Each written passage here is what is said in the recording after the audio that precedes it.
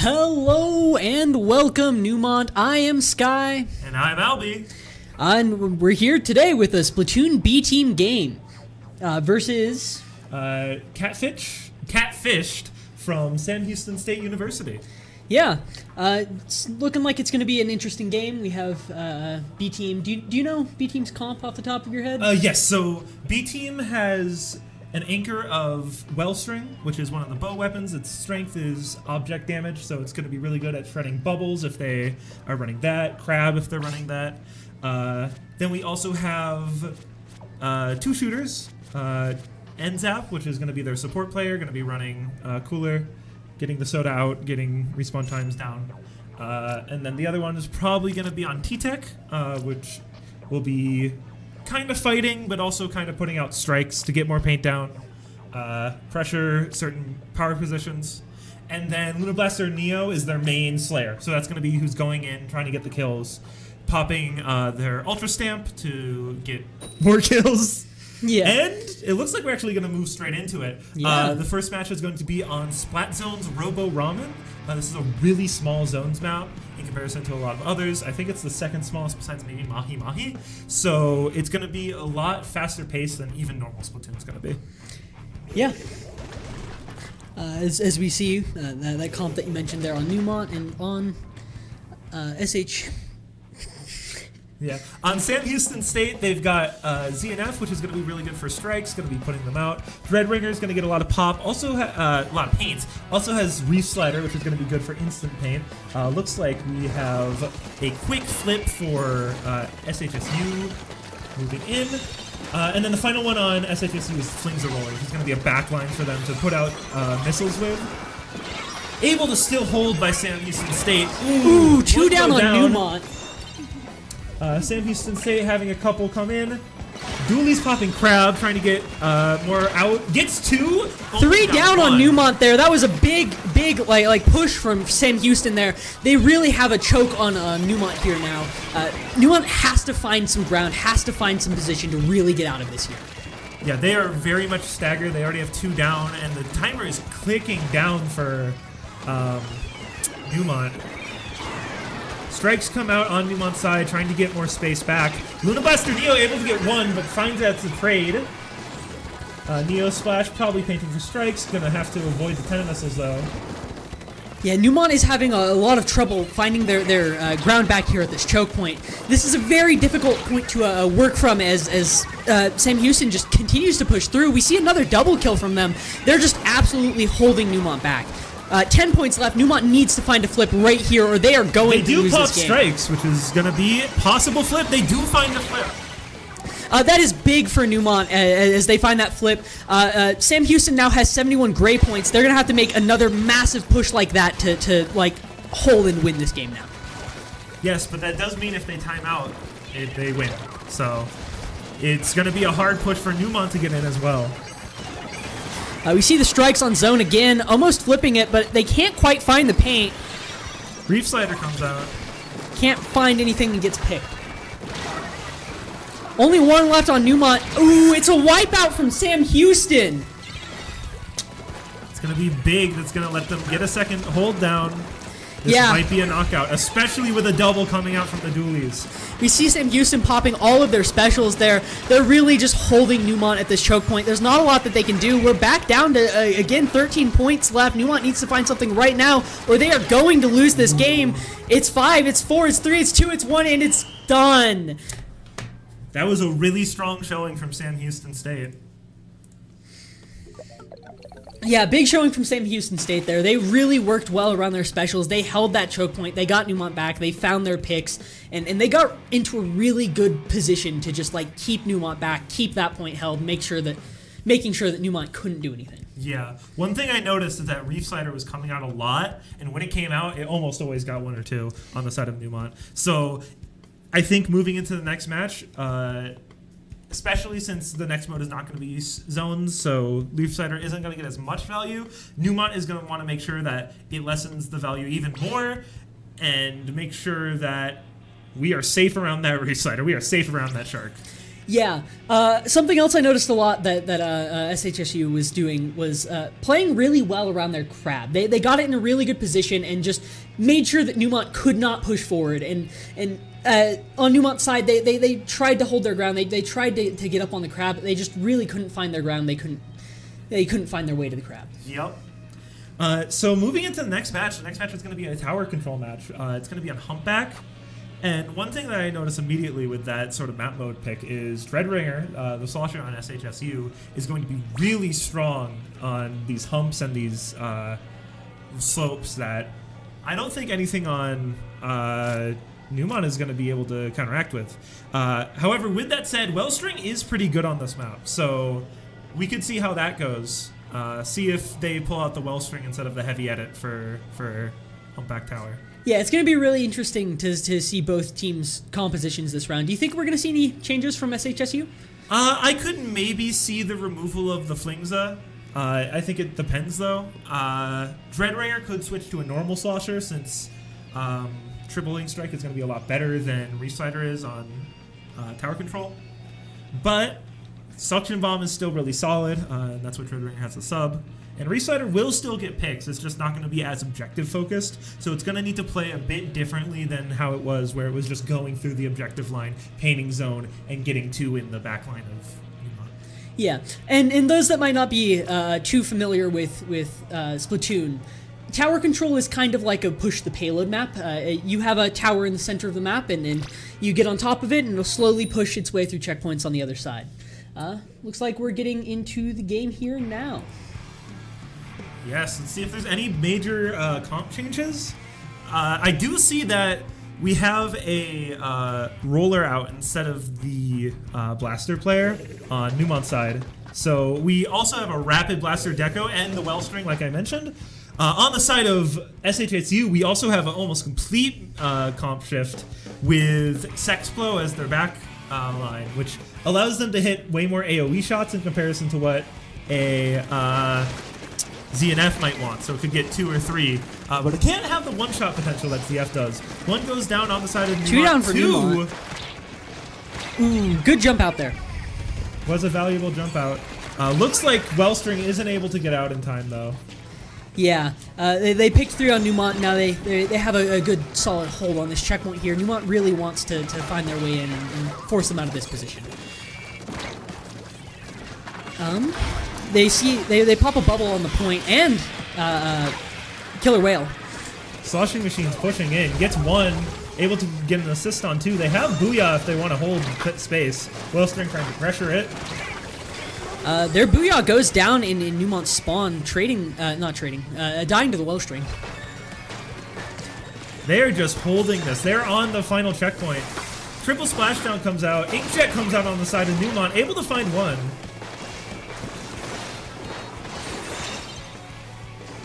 Their jump is launched, though, which means we have 3 down on the side of Neumont. Yeah, SHSU has really just found their way into Neumont's backline and just keeps on killing them in their eliminating them in their spawn. It's really hard to work around that in a game of tower control like that. Yes, and that was just a huge snowball that led to another knockout from SHSU. Yeah.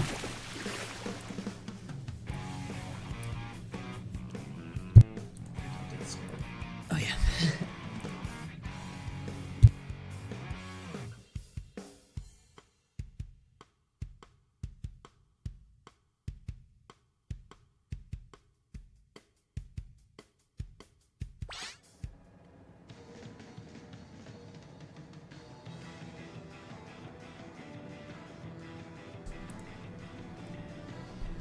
Sorry about that. All right. Moving into the third match today, we have Rainmaker at Scorched Gorge. Rainmaker is going to be even more fast-paced than the last 2 have probably been. They could knock out in just a couple seconds if they try. But I will say that Wellstring, if they stick with Wellstring on the side of Llamas, that has a really good object damage. And that will help with pop a lot, that will help stall pop, that will help them win pop. And that's a major part of Rainmaker. Yeah, Neumont can really try to play around the bubble on the Rainmaker. For those that might not be too familiar with Splatoon, Rainmaker is sort of like Capture the Flag. It's weird. The best way I can describe it is reverse Capture the Flag, but the flag is a bazooka. Yeah, that's a great way to explain it. There's a gun in the middle of the map that has a bubble around it. If you pop it, it does massive damage in a radius around it. You then pick up the gun and try to run it through checkpoints. If you make it to the last one, you win the game immediately. Otherwise, it's based on who got it furthest. Yeah. So because of that, and since you can just kind of run it forward, it is by far the most fast-paced game in as far as like potential. But that also means that if you get it far enough, you can also stall the game out. So if you get a good first push, you can stall the game out for 3 to 4 minutes and still win. So it's kind of a weird dynamic in that way, where sometimes it's the fastest mode in the game, but other times it's very, very stally. Yeah, if SHSU does what they did in the tower control game, where they managed to find their way into Neumont's backline and just keeps eliminating them over and over again, really holding that position, they can find themselves with a really solid lead. So Neumont's going to have to try to work around that. Yup, I think that when it comes to that, we also really need to probably see something come out from Neumont that is able to better deal with the backline, defending it, maybe a bubble, maybe having some sort of whale. Moving into this match, it looks like no players have changed, but let's see if comps have changed much. On the side of Neumont, we see a Flingza come out and a V-shot. So we have a Trizuka on the side of Neumont. On the side of SHSU, we see an Anarchy Nova, which is a bit of a... Oh, not even an Anarchy Nova. It is a Vanilla Nova, which is a very interesting choice. That is not a meta weapon. Yeah, it's really interesting to see how much SHSU's comp changes in between each game. Yeah, it does seem like they run almost completely different things every game. Able to find one, able to find two. Wipeout from SHSU. That's going to be really big for them. They're going to find a lot of ground in Neumont's spawn now. They're going to be able to push really far forward.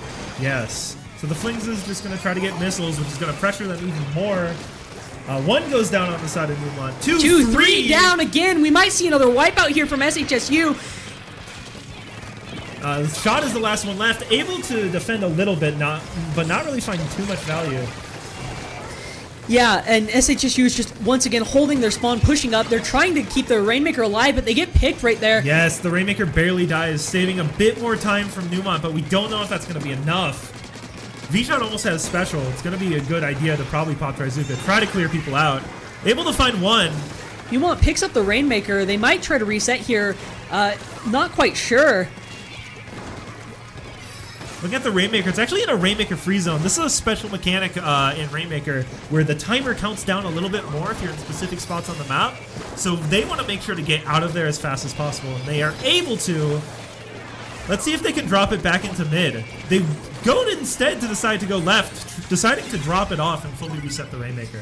Yeah, Neumont's choice to reset the Rainmaker there was probably a good decision considering their position. Flings are able to bring back on the side of SHSU. Almost at the exact same spot we were a minute or so ago. Yeah, we see only one up from Neumont again. It's the shot again. You see the vac. They cannot find the pick on the Rainmaker, and they break the checkpoint for the win. Ooh. I will say, despite the quick ending there, we did see that there was more than one push that was needed from the side of SHSU. There was two major distinct pushes, whereas with Splat Zones and Tower Control, it was a bit more just one big push that ended the match. Yeah. Neumont was able to find like solid enough position to stop the Rainmaker once there. They couldn't quite find it again the second time. SHSU has been really oppressive. They've been finding one pick or like one off player and then just like fully like surrounding and absolutely like gaining all of the ground off of just like those little plays. Yeah. One major thing I'm noticing is the bit of the range difference on these teams. SHSU is running a lot more mid lines and back lines, whereas Neumont is running a lot of close range weapons, the Luna Blaster, these two short range shooters with Zap and Splatter Shot. The only big thing that has high range is their backline, which is either running Wellstring or Heavy Edit. And even those two are a bit on the lower range side as far as backlines are concerned. So especially moving into next match, which is going to be on Clam Blitz on Hammerhead Bridge, it's going to be really interesting to see if they try to shift to something with a bit more range, because Hammerhead Bridge is very choke heavy. It's a very linear map. Some people joke that it's quite literally a hallway. I would agree with that statement. It is a very linear map. So it's going to be very hard for Neumont to get back in if they lose this opening. So I think the opening is going to be very, very important for both teams here. Yeah. Do you think Neumont will see any like significant comp changes going into Hammerhead? I could see them switching to a brush instead of a roller. Having that higher mobility that the brush has in comparison to a roller would be good on Clam Blitz. Lets them grab clams faster. In Clam Blitz, you're trying to grab 8 clams, which allows them to make a power clam, and that lets them actually score. It breaks the basket of the other team, and that's how you actually start making points in this mode. Yeah. On Neumont? I see an Octo Brush on the side of SHSU. That's one of the examples of the class I'm talking about. Able to find a lot of mobility from that sort of play style. Yeah. We see immediately those beacons come down. Those are pretty important on a map like Hammerhead. Where I do notice the CDS on the side of SHSU having beacons on the side from Custom dual squelchers, sorry. That allows people to super jump to their location where the beacons are placed, which lets them play a bit farther up while still allowing for an anchor, which will be very important for a choke-heavy linear map like this. Zuka comes out on the side of Llamas. I don't think able to find anyone, but Octobrush does go down. Able to find another. Shot finds two. They're two down. Neumont actually has a chance for a push here. That killer whale pushing them back a little bit. They can't quite find as much ground as they'd like to as one of them pushes up a little bit too far. They find another off pick from SHSU. They could definitely still take an advantage here. They just need to move up. Maybe these strikes will give them the ability to. Popping them. Let's see if they can find anything. Not able to find any people, but it does get map control down.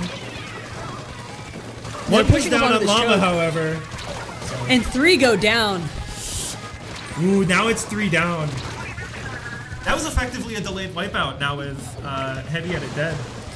Yeah, it's going to be interesting to see how Neumont moves into the defense of this, as now SHSU has like full control of the middle ground. Custom Dually Sculptures currently has 3 down in Neumont's spawn. This is SHSU's chance. If they can just get a ball up here, then they can break the barrier and start scoring some points. And they do get a ball out. And it looks like we actually have 2 specials on the side of SHSU. Popping jumps, popping screen as well. 2 down from Neumont again, 3 down from Neumont again. SHSU is just sitting there in their spawn, making sure that they cannot come back, they cannot defend their point. They're already 60 points down. SHSU is finding so much ground here. Octobrush able to push back into the back line. A ball coming out and completely resetting the timer. That is very big for SHSU. They have 18 more points left. That's just a few clams. If they can find any more ground Strike's here. about to come out, but not able to find anything. Only one of them coming out. Timer does end, though, so that ends the push, at least for now. Neumont still has a chance in this game. That's a big part of clams. If you can find ground, you can make a lot of points. You can end the game in one break. SHSU breaking the barrier again. Neumont just absolutely getting forced back into their spawn. SHSU scoring a bunch. They only have 10 points left.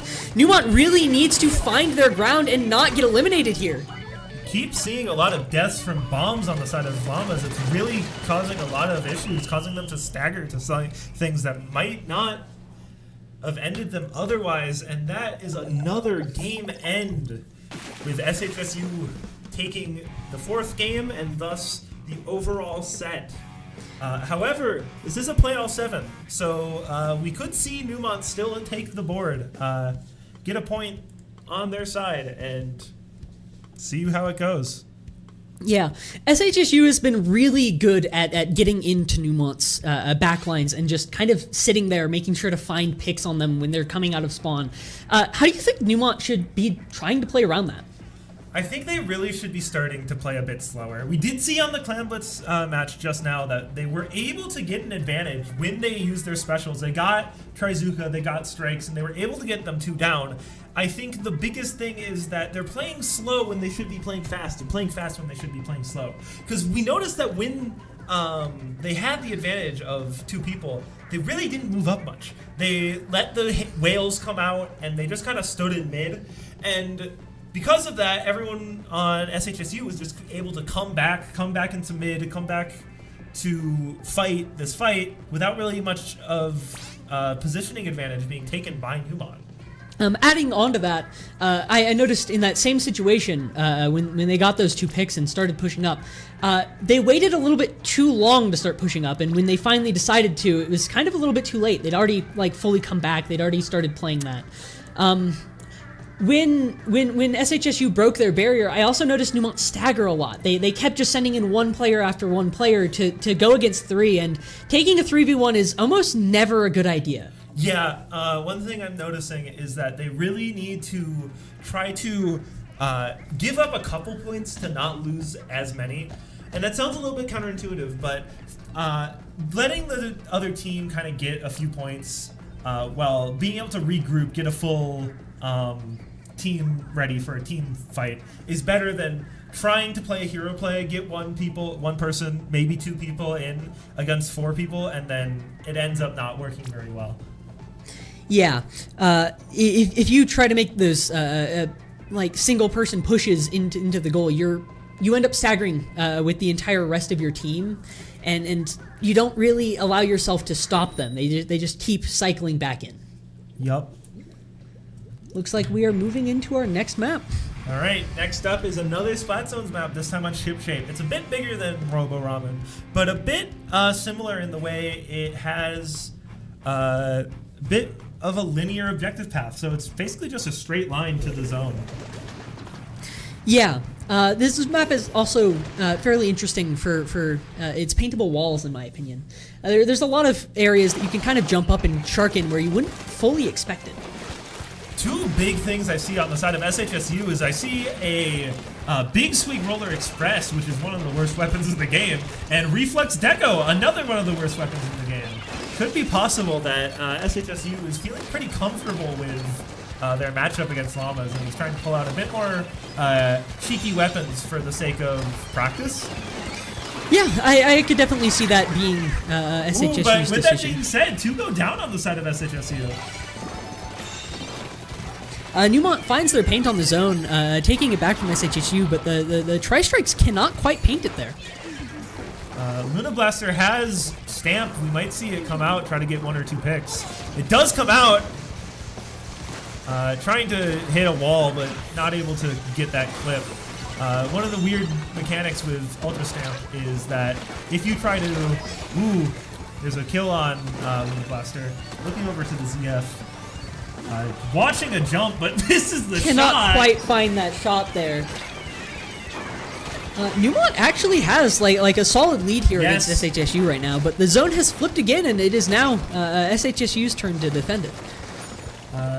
I think we might see an attempt at retake from Neumont with these strikes, and they are able to do it, but Reef Slider drops on them, able to find 1, able to find 2, but there's also 2 down on the side of SHSU.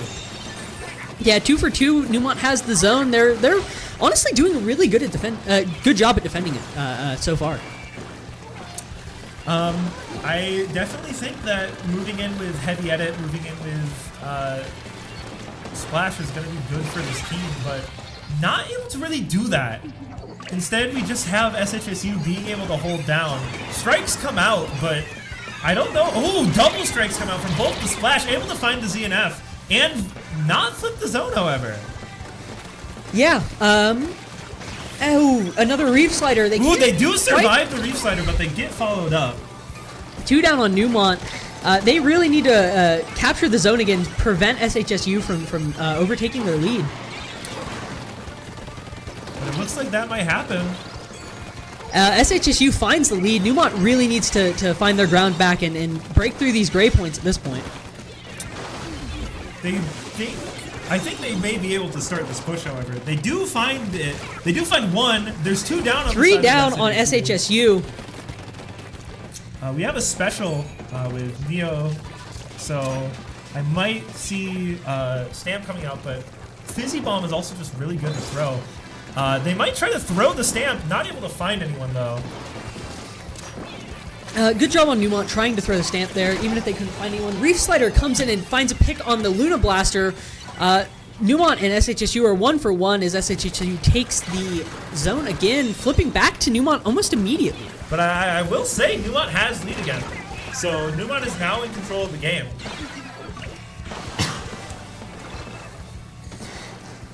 We've seen a lot of big plays coming out of these coolers from both sides, honestly, so far this game. Big Swing pushing in on strikes, able to get the one popping it. SHSU is breaking through their gray points. If Neumont can't find anything here, they might find the lead again and put Neumont back into a bad position. It does look like they're going to find lead here because they are 2 down. Strikes can't quite find the zone. 3 down on the side of Neumont. Kind of getting staggered again. Yeah. ZNF pushing up really far on the side of SHSU. Kind of getting punished for that, but it doesn't seem like that's going to matter much because it looks like zone is about to end. And that is another match going to SHSU. That was a really good game from both sides there. We saw a lot of good play. I definitely agree. I think that was a lot closer of a game. Though I do wonder how much of that was weapon picks from the side of SHSU. Yeah. We saw a lot of interesting picks from SHSU there. I do think it's interesting. One thing I didn't even mention is that they ran a H3 as their cooler option, which is one of the least used cooler options in the game.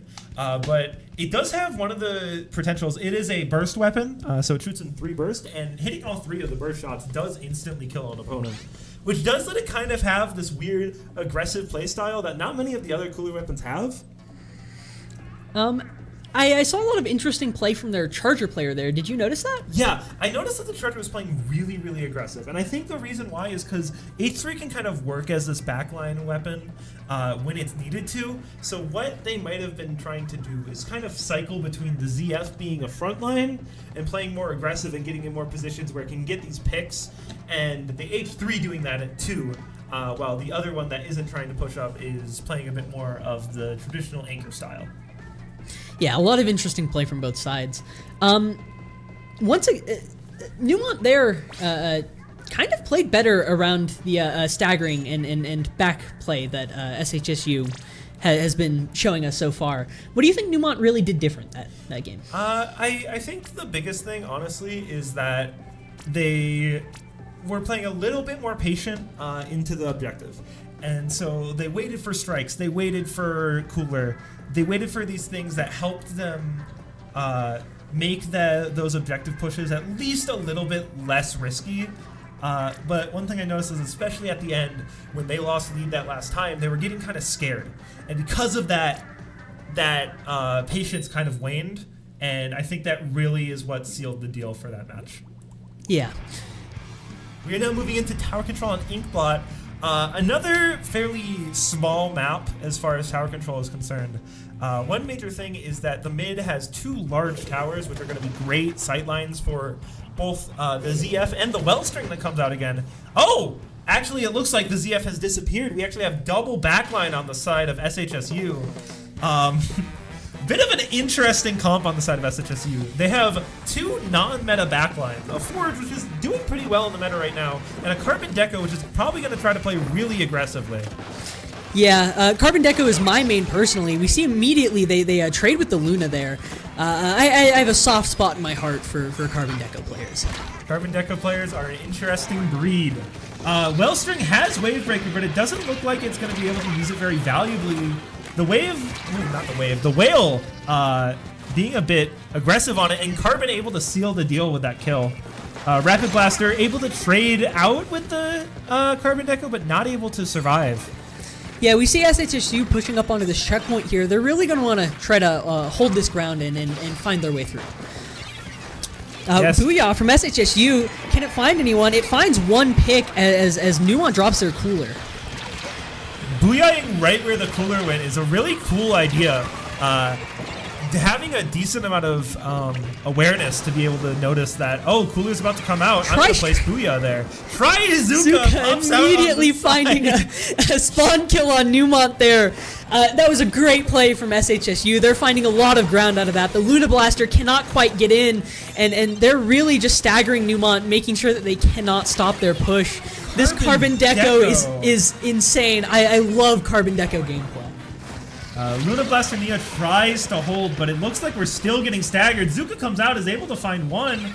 They break through checkpoint. Booyah comes out to seal the deal, and it looks like it's going to be another knockout on the side of SHSU.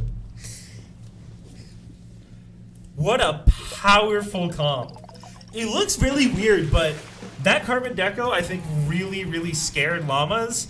And having a weapon that scares you, makes you have to push back, and giving these backlines free space to move up, and then having these backlines able to hold the space is a really scary combo on the side of SHSU. Yeah, more than one time there, I was watching the Carbon Deco just find their way into the backline and sit there fighting the Luna or their Blaster just in their spawn for 5 seconds before trading, which is really good for SHSU because it lets them find ground and like hold that point while stopping one of Neumont's players from really pushing up.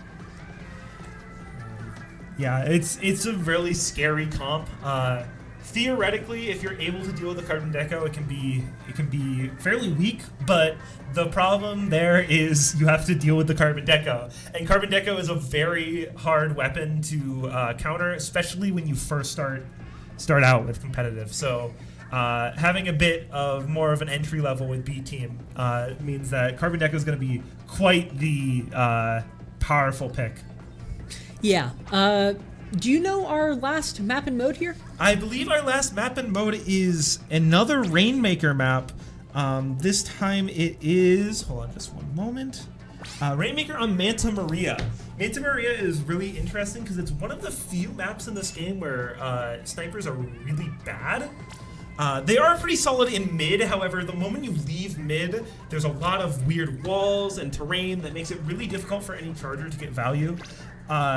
Outside of the shorter range chargers like Swiffer and Bamboo. So I'd be interested to see how SHSU deals with that. Maybe they pull out that Stringer and Hydra combo again. Maybe they pull out something new. And on the side of Llamas, that kind of works well with them. Their backline picks are both not chargers. They're a Stringer and a Splatline. Yeah. Do you think we're going to be seeing anything new from Neumont here? I don't think so. I think their problems are beyond their comp. I don't think a comp change is going to do much for them. I think they're going to stick with what's comfortable, stick with what they at least mechanically know, so they can better deal with the strategical problems they're currently facing. I wonder personally if Neumont is going to be able to find a good ground and play it patient enough to stop SHSU's like oppressive backline pushes. I do think patience is going to be Neumont's win condition here. All right, final match. Let's see if we see anything unique on either side. On the side of Neumont, we have about pretty normal. We have a Splat Roller out. And on the side of SHSU, they have quadruple charger. 4 chargers they in SHSU. Pretty clearly a bit on the trollier side here. That comment I made about chargers being not very good here does mean that they're actively putting themselves at a disadvantage. Let's see what comes out. 3 down on from the side of Neumont. Neumont. They're getting kind of pressed out. I will say, like I said, mid is the one spot where chargers are good on this map. We see this Rainmaker finds the shot player there. Zap able to get one, kind of runs at the ZF, gets the kill. Rainmaker pressuring them, dies to the Swiffer, I believe. Wellstring trying to pressure. They have Wavebreaker ready, but it's not going to be very valuable. Roller pops Bubble. Yeah, Neumont really has to find like some good defense and solid ground here. They're playing against 4 chargers, which means they're outranged, and they just need to find a way in and to get picks on them. Yeah, I do think the biggest possibility for how to counter this comp is going to be something with the Roller. Roller is going to be able to run down the chargers, which is what the chargers are going to struggle with, and able to one-shot them before the chargers are able to charge in time. Yeah. But with that said, it looks like first checkpoint is destroyed by SHSU, and it does look like Neumont is able to get popped. Strikes are almost ready on the side of Neumont. The Roller goes down without being able to find a pick himself. Swiffer gets one. Swiffer able to charge in the air, which is its main strength against other chargers, which makes it a lot more aggressive than other charger weapons, especially with this Zipcaster, which lets it grapple to other pieces of terrain as its special. We see strikes from both teams there, as Neumont just keeps getting picked out by those chargers. I wonder if they've fought anything similar to this in ranked or something else. Splatoon matchmaking has a range values that it uses to matchmake, so unless they found a stack of 4 players that all play chargers, I don't think this would occur in normal gameplay.